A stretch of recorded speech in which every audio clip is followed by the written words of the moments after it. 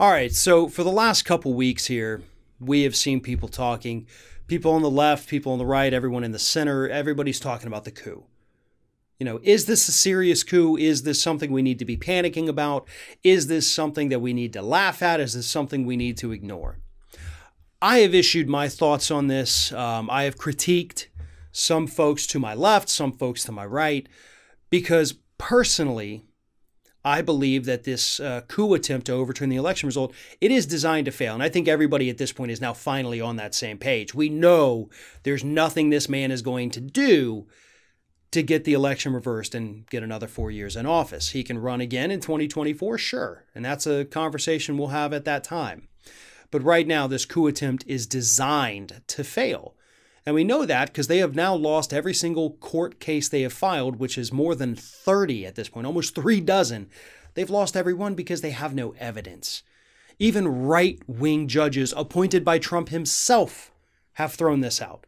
So I'm not worried about the Supreme Court. I'm not worried about any courts. This has no chance of succeeding. So should we be concerned about it? Well, to a degree, yes, but not about the coup. About what it's doing to Trump's followers. Now, we have seen disturbing reports coming out for the last 2 weeks of Trump supporters saying that they're willing to take up arms if he tells them to do so against the federal government. We have seen poll after poll showing that a majority of Republicans think, yeah, this election wasn't free and fair. There may have been some shenanigans. None of this is supported by any evidence, but they have repeated this lie so much. And according to Donald Trump's niece, Mary, he has repeated the lie to himself enough that they all believe it. So no matter the outcome of these court cases, even though we know what the outcome will be, the damage it's done with the population is there. That is the scary part. That is the thing we do have to be concerned about. That is where we need to focus our efforts. So what are those efforts? Well, first and foremost, things that we have absolutely no control over, and that is the corporate media. As I said, and I said this just a few days after the election, and I've seen other people come out and say it since then, but trust me, I swear I've been saying it longer. The corporate media needs Trump. They have enjoyed, as have the rest of us, don't get me wrong, it has been good. They have enjoyed unprecedented levels of viewership and advertising dollars with Donald Trump in office because everybody wants to tune into the reality show. That's why reality shows are popular. It sucks for us. We hate covering it. We hate talking about it. But he's the president. It's news of the day. We got to do it. A lot of us are ready to move on, though. We don't care. We don't care about the clicks. We don't care about the ad dollars. We just want to talk about issues that matter to the people. But the corporate media is not like that. They don't care about the issues at all, never have. They need the eyeballs. Eyeballs are money. So they're trying to drag this out. They're trying to convince you that this is a serious coup attempt, that this could somehow actually change the outcome of the election. It's not true.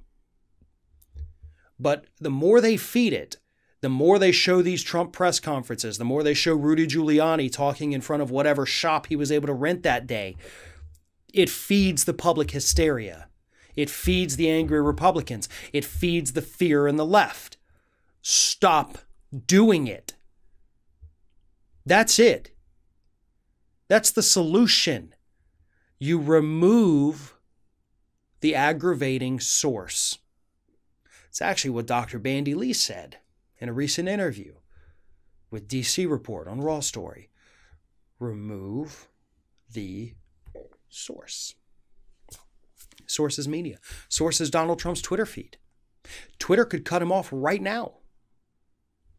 And honestly, I think that would be the end of it. If Twitter suspended Trump's account right now, it'd be done. It'd be done. His political career would be done if he didn't have Twitter. That's how powerful that single account has become. But Twitter won't do it because he's a world leader. Yeah, he's fomenting chaos in this country. But sure, let that happen. It's on you. It's on Twitter. It's on corporate media. And it's on anybody else feeding into the hysteria. We do need to worry about what the Trump supporters could do. That is always a fear that we have to keep one eye on. But in terms of the actual coup itself, the overturning of the election, there is literally no chance in hell that that is ever going to happen. So that's not something we need to worry about. What we do need to worry about is the damage being done to the institutions, but more importantly, the damage being done to people's brains across the country.